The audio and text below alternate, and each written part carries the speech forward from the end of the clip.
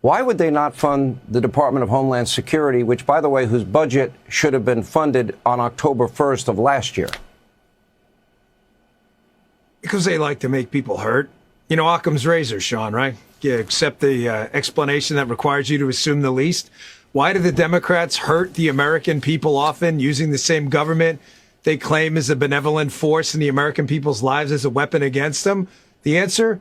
Because they want to. They seem to be enjoying this. But there was that one representative, I can't recall the name right this second. There's an article on Axios that highlighted him actually saying, "We're making the people hurt." I mean, that's an actual quote. They're enjoying every bit of this.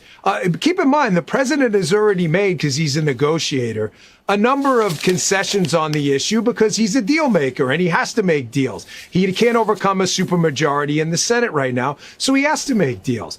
The Democrats who are watching, I saw this morning something in Atlanta about a 4-hour notification to get there for 4 hours. Some of the flights out of Atlanta are only an hour or two long.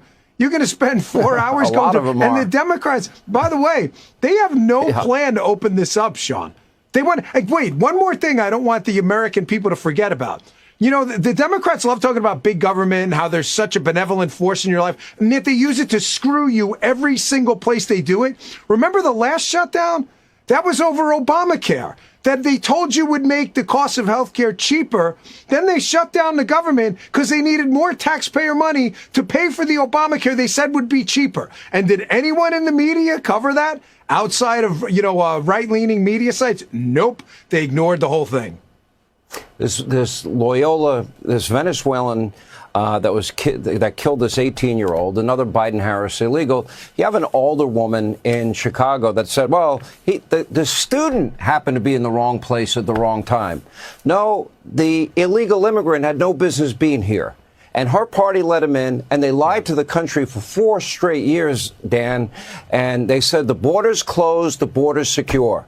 That's about as big a lie as Joe was cognitively aware while he was president.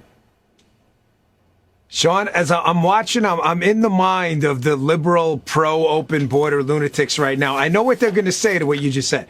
They're going to say, well, the rate of crime by people here illegally is lower than I dispute that because the rate of crime is 100%. They all broke the law by coming in. However, even if you accept that as true, which I don't, by the way, because they don't even know half the data on this matter, right? Even if you accept that, none of these people should be here.